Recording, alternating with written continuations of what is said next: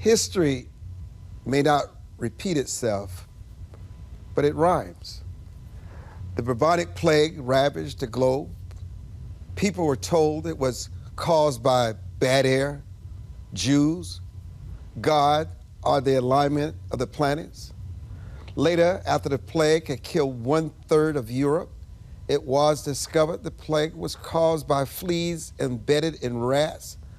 Without censorship, John Milton taught us in his latest Arithmetica, truth will unhorse falsehood.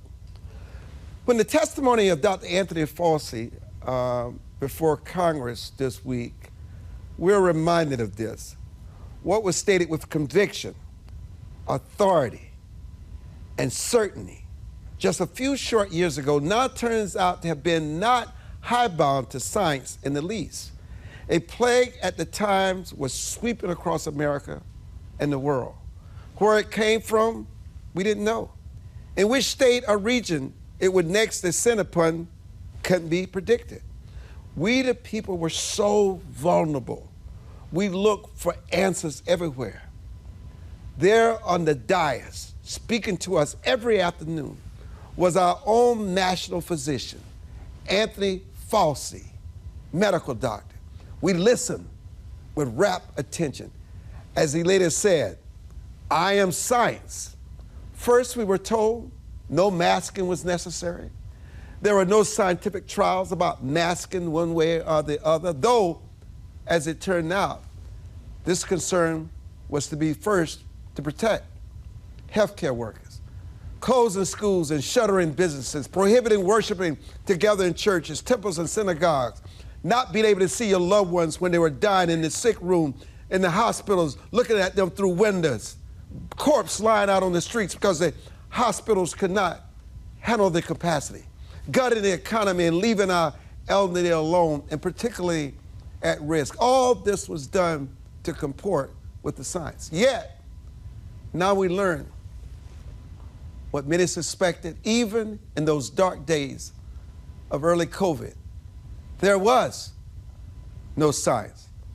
Dr. BRYAN DONOHUE, cardiologist in Pittsburgh, Dr. Judy Mikovits, who was canceled, called crazy, out of touch, putting out propaganda and misinformation, and now much of what she has said that has been proven to be the truth, shut down by social media, made it seem as though we were the problem and we were the reason why people were getting sick and not getting the proper guidelines because we were giving them false information. But now, the truth, like a mighty waters, have rolled out with its own biological advantage and has finally revealed the truth.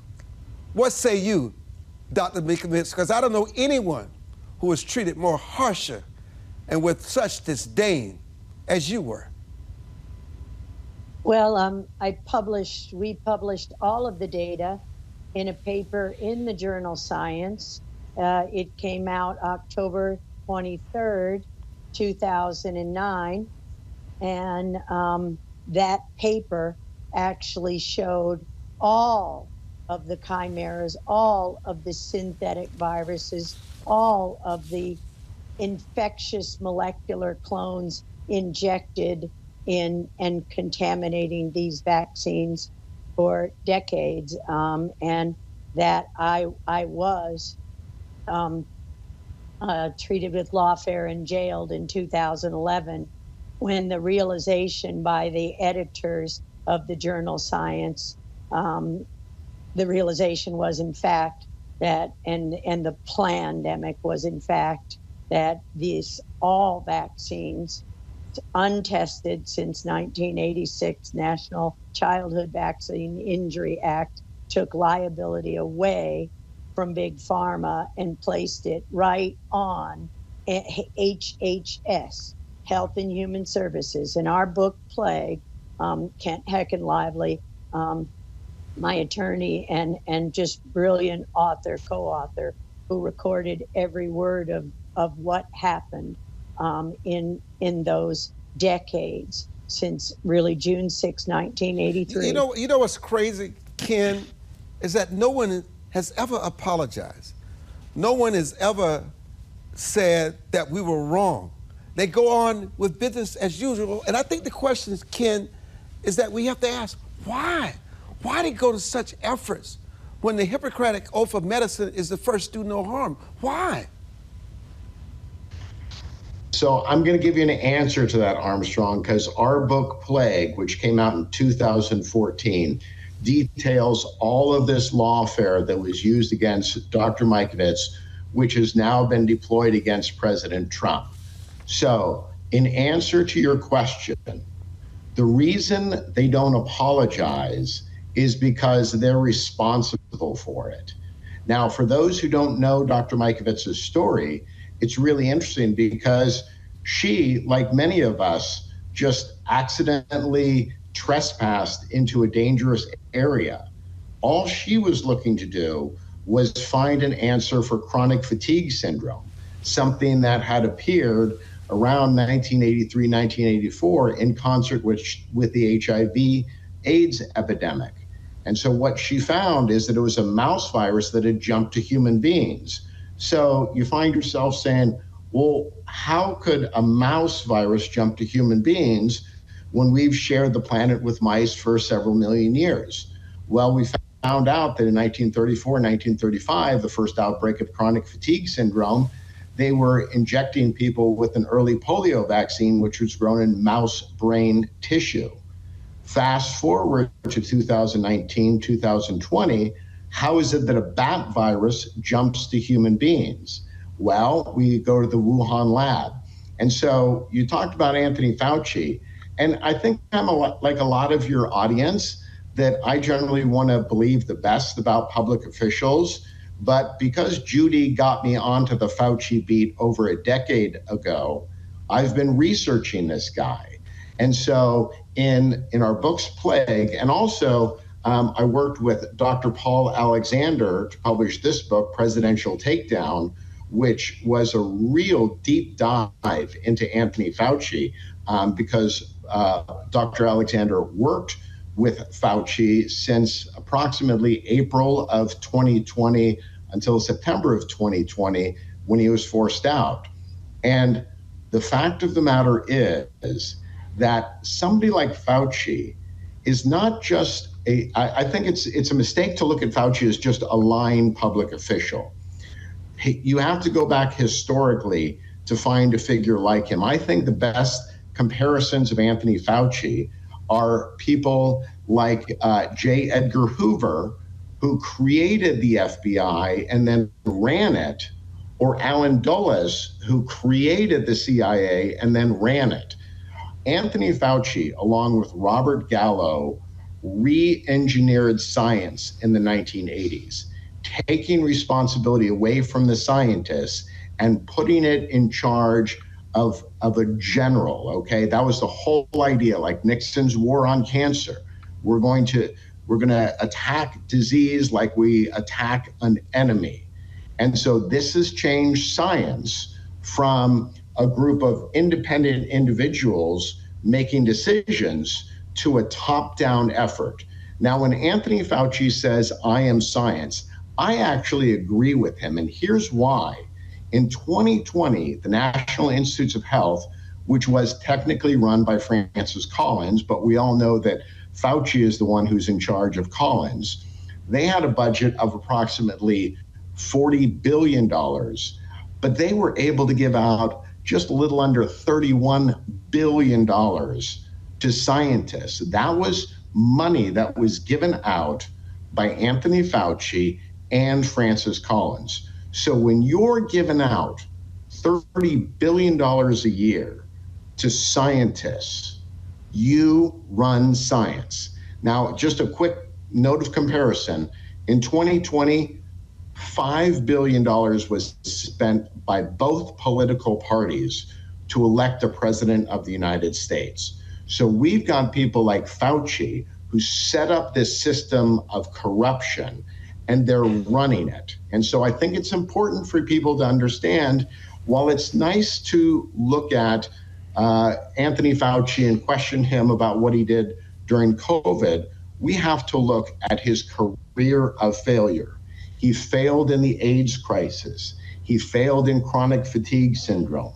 He failed in the autism epidemic. He failed in the allergy epidemic. He failed in the obesity epidemic. And his most recent failure is COVID. This is a man with a history of failure, and you have to look at the system he's set up, because even though he's technically gone, the system he set up is still there, still able to be abused by unscrupulous individuals. You know, this is fascinating. It's so educational. You know, Dr. Donahue, inside the hospitals, which is your comfort zone, there are certain medicines that you could not use, hydroxychloroquine. There was just certain, and all you wanted to do was help your patient, and whatever it would take to help your patient. That's what physicians were wanting to do. Talk about these mandates that continue to change and really had no scientific evidence for why they were put in place, how it really impacted the hospitals and just impeded you from doing your jobs, and people who may have suffered for no reason at all, if they could have just given you a straight answer and politics had not played its way inside the hospitals and facilities across America.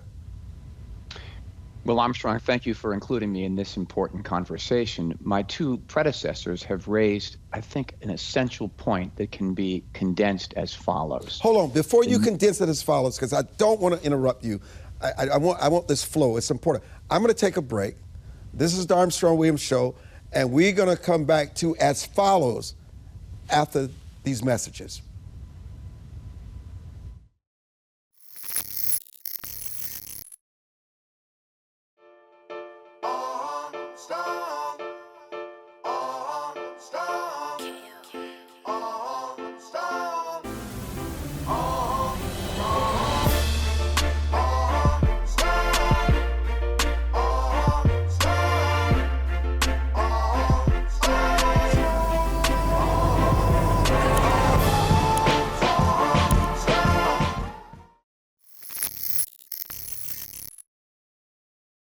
Five, 4, 3, 2, 1, and welcome back. Please continue, Dr. Donahue. So, Armstrong, my two predecessors, Judy and Kent, have raised some very important and disturbing issues, and we can sort of condense this down into a point, I think, in particular that Kent made. You know, the nature of science is independent. If you look back at for example, monumental discoveries of the 20th century in medicine, almost all were individuals. They were people kind of, if you will, following their own bliss. They weren't folks linking arms and marching up a hill, all carrying the same flag, looking to end breast cancer. And for that matter, creativity itself is very often just the stepchild of individual desire. Herman Melville sat in Edgartown writing Moby Dick, not sponsored by a grant, but just expressing a kind of a personal ambition. And I think science likewise is that way.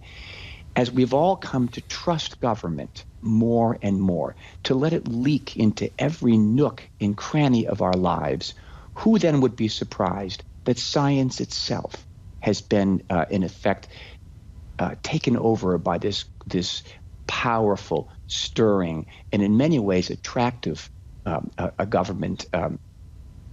In the early days, I was a resident, to date myself, in San Francisco when the AIDS crisis occurred. And the epicenter of the AIDS crisis was San Francisco General Hospital. And I can just tell you, it was a nightmare. People coming in with a disease that no one understood. We could fix them in the short term by using common antibiotics, but they would all be back in 6 months and die a horrible, winnowing death. People at UCSF, the great scientific pavilion of the country, both then and now, went out on their own, asking what was happening to these principally young men. And if you think back on the early days, the answer to the AIDS crisis was basically individuals on their own asking this question and pursuing their own bliss, if you will. What was just pointed out by Kent can't be overstated. And let me make it personal. It's quite a thing to be taking care of a patient as a doctor who you know full well is dying, for whom you have no arrows in your quiver to fight the disease. I think it's interesting to think about, just for a second, the physician's perspective. Anything you can bring to bear on behalf of that patient, you will do in a heartbeat. These physicians came to work every day, both during AIDS and more recently in COVID. Their personal well-being was at risk. And when we came across something that, let me say plainly, worked, this medicine that you referred to, it worked. I used it on a patient early on in AIDS, and that patient and I both know that he went to bed with drenching night sweats, shortness of breath, and a relentless fever until that medicine was started, and within a day, his symptoms were gone. He knows that, and I know that. But to be punished by our own adjudicating groups, to have the American Medical Association pound physicians, threaten them with all kinds of professional consequences for doing what it is we are obliged to do, is a disgrace. I actually had an interesting conversation with our senator from Pennsylvania at that time, and he called and asked, what was this medicine I had used? And I told him what it was. And I asked him to speak to the president and just get off our backs. Let us do what we're the most skilled people on earth to do, which is to care for our patients in an unfettered way. None of that happened. The carrying cost of us trusting our well-being to the government is calamitous, and it's something that we do again and again at our own peril. So in a word, choose your advisors wisely.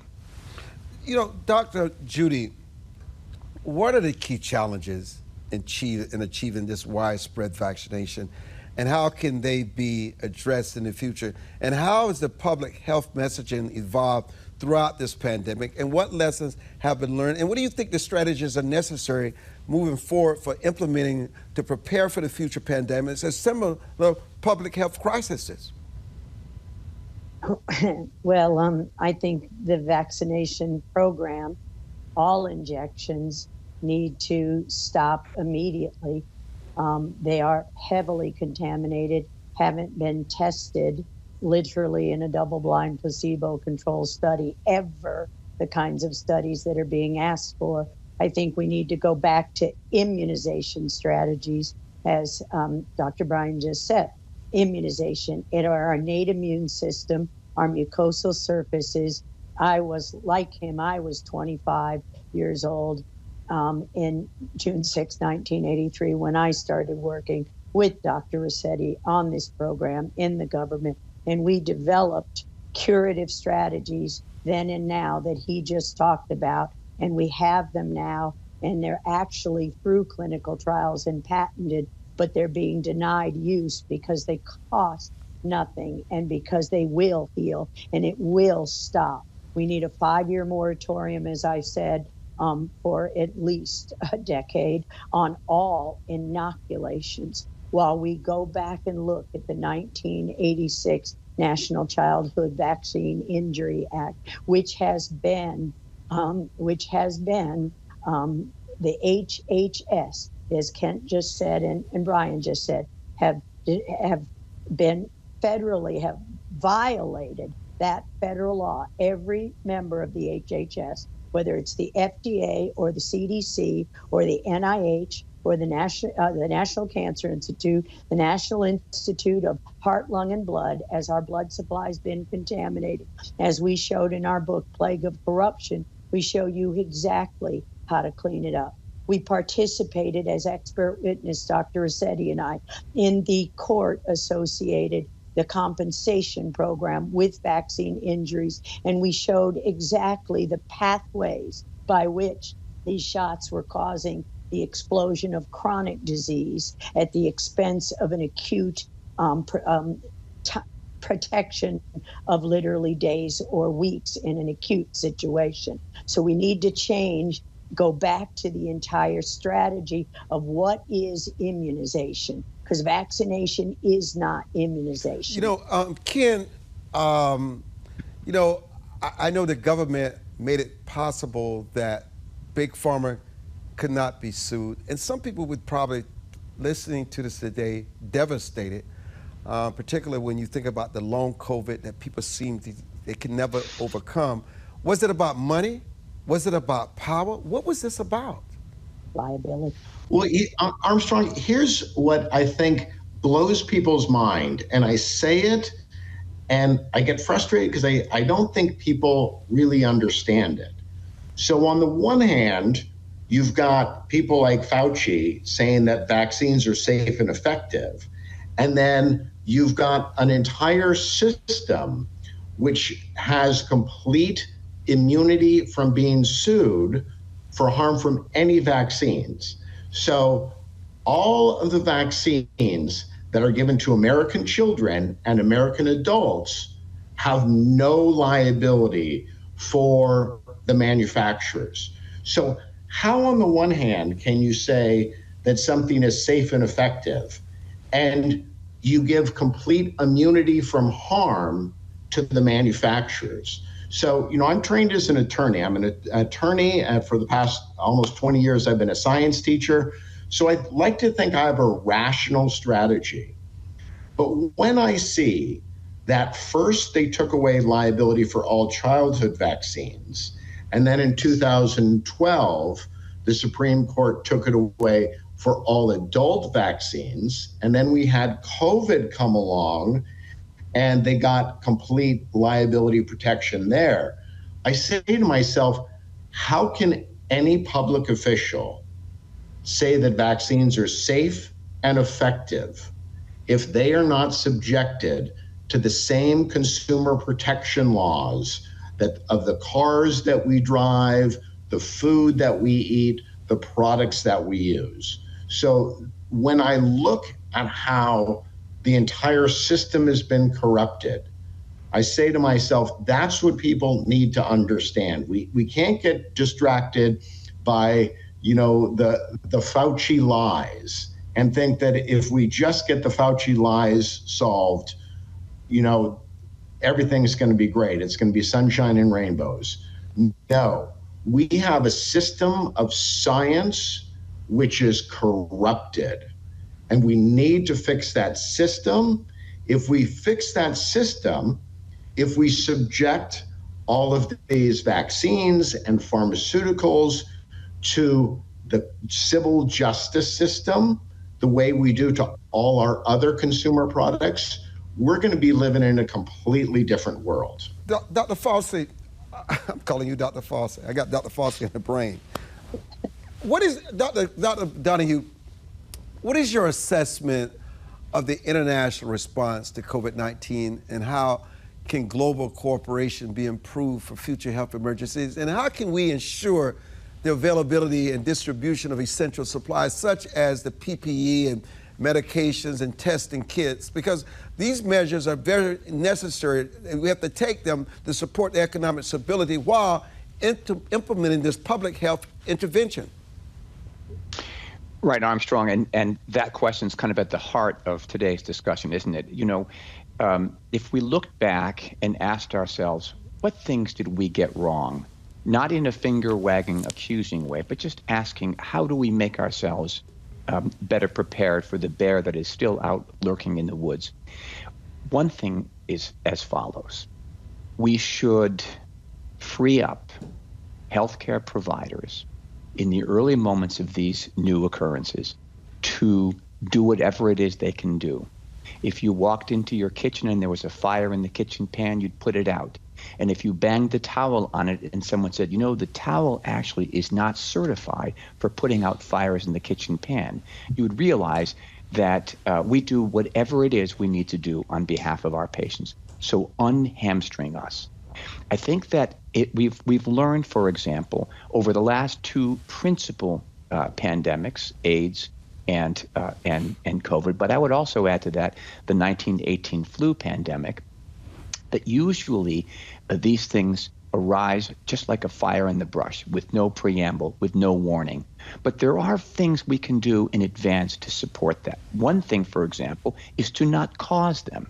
We won't have a time in this discussion to unpack all this, But a hard look at what happened suggested that we, to some extent, were at the source of it all, funding risky research in a remote lab run by our adversaries who clearly manipulated this virus. This is not an organic virus that arises from nature. So you talked earlier on about first do no harm. That would be the beginning point.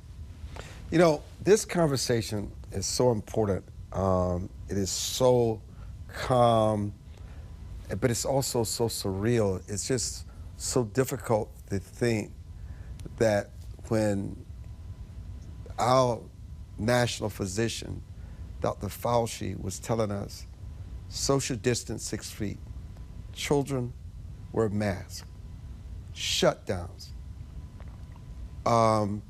distant learning. There is no scientific evidence to support any of this. How could one man have so much authority? And you can't just say that this happened during Biden. Trump elevated this guy. I mean, this happened on Trump's watch as well as Biden's watch. Okay? Well, that's why, Armstrong, I really think people need to take a look at presidential takedown. Because, yes, Anthony Fauci did do these terrible things, but Trump went along with it. And so I think that there's a lot of blame to go around. Now, I think Trump got rolled to an extent, but I would like to see an acknowledgement of the mistakes that were made, because there were people out there like Paul Alexander, like Judy Mikovits, who were saying that this was crazy. Specifically on the school closures, the evidence was pretty clear early on that children were not susceptible to harm from COVID-19. The reason is because the way the virus gained access to the cell to cause harm and hijack the cellular machinery is it used something called the ACE2 receptor. So think of it like a flower that a bee needs to land on. But what happens with young people is that ACE2 receptor is not open. So they may get an extremely mild case, but they will not get sick with COVID-19. That was known very early on, probably around May or June of 2020. And so when it came time for September of 2020 and kids to go back to school, well, what Paul Alexander details is how they wanted the schools to be closed. They wanted parents to be mad to punish President Trump and elect Joe Biden. Yeah, but look, I'm not going to give Trump or Biden a pass. I'm sorry. And for people who are trying to say that you can excuse him, listen, this happened because people suffered. And they, what are you saying, Dr. Mikovits? Ronald Reagan elevated this guy.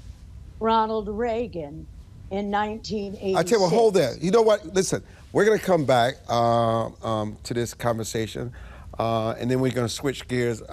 Just stay there. We'll be back. I'm Armstrong Williams.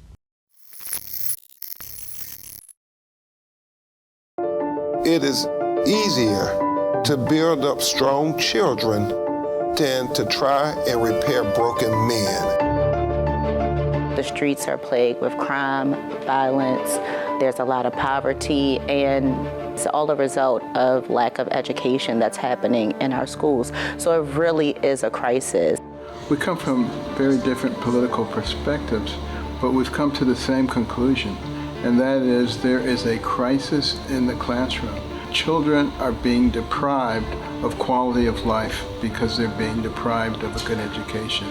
We must solve this problem. It's incumbent upon all of us to join hands together to get this done. We can't afford to wait one more day before we address these issues, because every day we lose another child. Let's stop the politicking. Let's stop the games. Let's really do something to give these kids a real chance at life and being a part of that American dream. We need accountability for funding.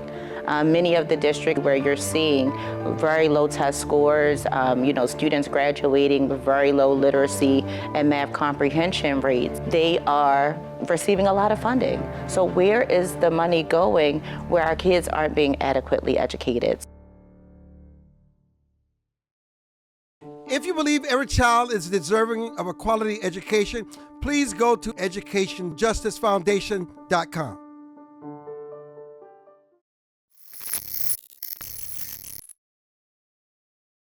Five, four, three, two, one. Dr. Judy, please continue. Ronald Reagan, 1986, elevated this guy. When Fauci and Pharma went to Ronald Reagan with the H1N1 or whichever it was in 76, the DTP shot causing all the injury, Barbara Loe Fisher, A Shot in the Dark, a 1984 book, Michael R. Hugo, the lawyer that was involved in the program, told you that when they went to Ronald Reagan in 1984, whenever, and said, you know, give us liability free. And what Ronald Reagan said, make vaccines safer. And Fauci told Reagan, vaccines are unavoidably unsafe. Oh, so we sacrificed millions since 1986, and we had the answers just as Robert just said and Kent just said. It's all detailed in our 4 books as to the health supposed measures that they knew would drive these epidemics, that they knew would drive. It was protocols that killed people, not COVID. And SARS-CoV-2 was created. The paper is Moore et al., Journal of Virology. It's HIV, Moore et al., created in 2004 and injected in every polio shot since. So I ask you, did SARS-CoV-2 have anything to do with COVID? No. And all the science proves that. COVID, it was a protocol that murdered the elderly in hospitals, hospital homicides, just as we saw in the HIV epidemic, murder by AZT. I'm sorry, this had nothing to do with Donald Trump. This had to do with 4 decades of fraud by every level of HHS, because when all liability was removed, it was put directly on the Senate Majority Leader who leads HHS. And Kent talked about that funding. This is not okay, and it's not a discussion. We're not going to forget those who died, were murdered in 1983. Dr. Donahue, how do you respond to what you're hearing? And it seems as though we learned nothing from the Tuskegee syphilis experiment when they tested African Americans as human guinea pigs, and they'd already had the cure. They knew exactly what they're doing, and all they did was give them free medication, free medicine, and access to the hospital, knowing they were already dying. You know, Armstrong, it's interesting that, for example, for the 4 of us getting together and talking about this, we have to choose our words carefully and say things that we believe to be true, and the reason for that is we're accountable for what we say. It's curious to me and perplexing that the government doesn't have any element of sort of, if you will, self-governance that comes about as a consequence of accountability. And it's not just in these kind of industrial medical alliances. We saw a disaster unfold with the withdrawal from Afghanistan, young people shot in the backs, and no problem, no accountability. This was just a calamity, but yet it's all okay. And we could all spend our time together thinking about the examples outside of medicine and healthcare of the government acting in what we knew at the time to be an errant fashion, but with no feedback loop. You know, in my neck of the woods, there are natural governors of the body that create a kind of balance, and that's really what is the end product of health. We don't have that in government. And as a general axiom, one approach to all this is to not stand by as government does what it does best, which is to grow slowly, creating all the time new normals. And before we know it, the sovereignty of the individual is lost. Whatever you think about the COVID vaccine, as a physician, the word force is not in my vocabulary. It's not in the vocabulary of my thought-leading colleagues. To browbeat people and to browbeat providers like me, to oblige people to do this, is wrong at its point of inception. But again, It's wrong without consequence. So all of us have tethers. I don't want to command too much time, so I'm aware of my other speakers, aware of you. It tempers our behavior. We don't have those kind of natural tethers in government. That becomes our problem, and it becomes evident in all the ways that have been outlined today. And Armstrong, if I can just say one final thing.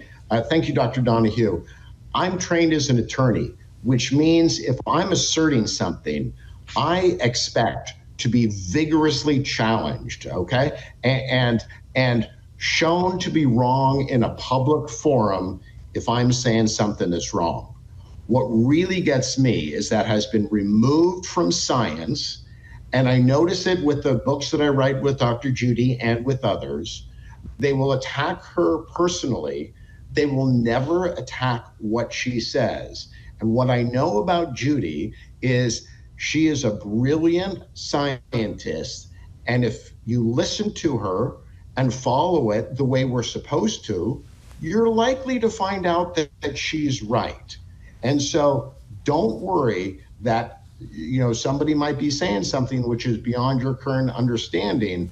But both Judy, I, and Dr. Donahue know that we will expect to be vigorously questioned, and we're ready for those questions, and we can defend ourselves. That's why my books with Dr. Judy, there's usually 300, 400, 500 references in them.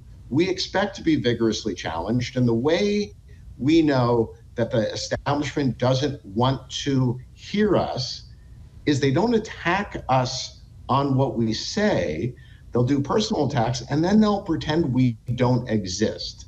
So it's really up to the public to take up this cause and, to get books and get books from people, who take a different position. But the public needs to be engaged in these issues. Dr. Judy, I can feel your hurt and your pain and your love for your patients because you see the world as your patients. What did you suffer? What did you lose? They made you out to be evil, and they placed you in jail. No one can ever imagine the price you paid to speak your truth. Well, I don't have patience because I'm a scientist, and every word I ever said was data, peer-reviewed and published, that doctors like Dr. Robert here and worldwide, like Pierre Corey, like Paul Alexander, like people who had patience.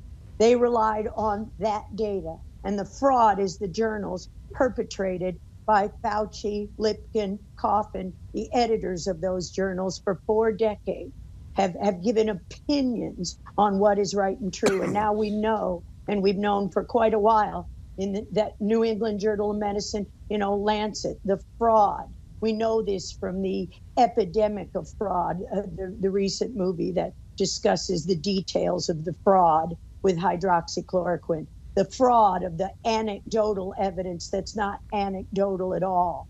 It's criminal fraud. So yeah, my tears are because I was censored and our papers were censored and retracted. And so that I had to sit and watch again what Robert and I here just experienced in 1983 at 25 years old, when, like him, we were at the Biological Response Modifiers program at Fort Detrick, curing AIDS and the cancers associated with the HIV virus. Dr. Judy, I want to thank you so much for your courage and your strength, and for loving the science and always never violating your Hippocratic oath of medicine. And Ken, I want to thank you so much for joining us. And Dr. Donahue, it's always a pleasure. 5 minutes. To have you on. When we return, we often talk about what happened on October 7th when Hamas attacked Israel. But today, we're going to hear the story from someone who lived it, who knows the story firsthand, a victim. And because you're a victim and you live something and survive it, doesn't mean that you ever put a horrifying situation like that behind you. That's up next on this edition of the Armstrong-Williams Show. As a home buyer, you need a lender who cares about your home ownership dreams. United Security Financial has been helping families secure their dream homes for 30 years. We're a national fair practice lender that provides affordable mortgages and low down payment programs to eligible home buyers. To learn how United Security Financial can help you secure your dream home, call 1-800-373-4186.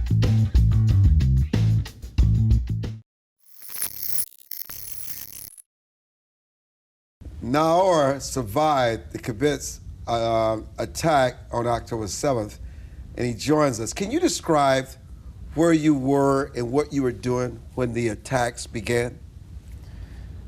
Yeah. The attack began at 6:30 in the morning on Saturday, the 7th of October, while I was in my home with my family, with my wife and my 4 kids, and with my older son and his girlfriend. And actually it began at 6:30 in a massive attack of missiles from Gaza to the center of Israel and to our kibbutz. This is unfortunately something that we are familiar with, but we heard something different in this occasion. Not just the missiles, at the beginning we heard also machine guns. When you hear machine guns, you understand that something is happening in the border. I live 4 kilometers from Gaza in Kibbutz Be'eri. So we understood immediately that something else is happening, but still we didn't understand what is really going to happen. After a few seconds, I went outside to my porch, to my balcony. I live in the 2nd floor in the kibbutz, which was very important in this occasion. And while I was drinking my coffee, because we are used to hearing sirens, missiles, then we go into the safe room. We have at least between 8 and 10 seconds to run inside the safe room, and then you can go outside until the next bomb. But in this occasion, I sat outside in my porch, drinking coffee, and started hearing shoutings in Hebrew, and then answer in Arabic. This is not something that I'm used to hear sitting inside my kibbutz, inside my town, in Saturday morning. And after a few seconds, a massive attack. A lot of machine guns started shooting 20 meters from my home. In that occasion, I understood that something is happening inside our small town. Immediately, we get inside the safe room. We have a safe room in our homes, and started closing the door, and started getting messages from all over the kibbutz in our WhatsApp groups, what is going on. And in each neighborhood, in each house, you could receive messages that terrorists are coming. They're trying to get inside their homes. They're trying to bomb the doors. They're trying to get in. If they're not able to get in, they started burning.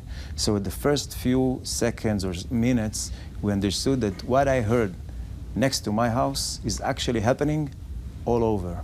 We're a small community. 1,200 people we used to be on the 6th of October. But how did you protect your family? Did they all survive? My small family, my 4 kids, they all survived. I put them inside the safe room. I locked the door. I hold the handle of the safe room for about 10 hours. And I took 2 knives inside, so my kids would see that if a terrorist is coming, I have something to do against it. I had luck, because when the terrorists came 20 meters from my home, they decided to go left, not right. My home is the 20 meter to the right. Unfortunately, my father-in-law was murdered at the same Saturday. Unfortunately, 101 members of my community also were slaughtered and murdered in the same Saturday. I can give you the names of everybody. I can tell you the stories of their lives, everybody. We're a small community, 1,200 people, that's it. Now we're less than 1,100. What was the bravery and solidarity like at that moment? I think that the bravery divided in 2. My kids, for example, I asked them, because there were times that I used to go outside from the safe room to see if something is happening, because you can't be like that for so many hours. I'm a soldier, ex-soldier. I'm used to be in a fight. I used to be in a battle. I know what to do with M16. I can't be close. So I went very quietly, sometimes outside, to see if something is going to come. And my old kid, my older one, who is 17 years old, told me that every time I went outside from the safe room, he was afraid. But when I was inside and he saw the things that I'm doing, he was okay. He knew that his father is there to protect him. I was able to protect him by being there. Unfortunately, not everybody had that luck. But this is one hand. On the other hand, they came between 700 and 1,000 terrorists into Kibbutz Be'eri. Wow. You need to understand the numbers. As I said, 1,200 people locked in their safe rooms. We are about 400 families, 400 buildings, 400 houses. How safe are the safe rooms? Are Not they so bomb-proof? safe. No, they're not bulletproof. These safe rooms made to the missiles. Against missiles, they're okay. But some of our community didn't even have a door to lock because they're not used to, we're not thinking about terrorists are coming. Right. If I would know that one of the situations that could happen is terrorists coming, they would have done, something else would have happened. Either I won't be living there, or I had my M16 below my pillow in order to be able to do something about it. But we have a special unit inside the kibbutz, 11 members, a special squad of our own, from our community, that their job is when something is happening to the kibbutz. But this is overwhelming. Go outside and try to fight for 10, 15 minutes. This is their mission, until the army will come. Unfortunately, these 11 guys had only 5 rifles. All the others had pistols. And they were against 700 terrorists that came. How does this experience impact you today when you see what your prime minister is doing in Rafah, what is he doing in Gaza? Do you agree with our government that he should just stop because of the violence and the deaths and the destruction? What is someone who experienced it firsthand? What is your wisdom on what you're seeing now?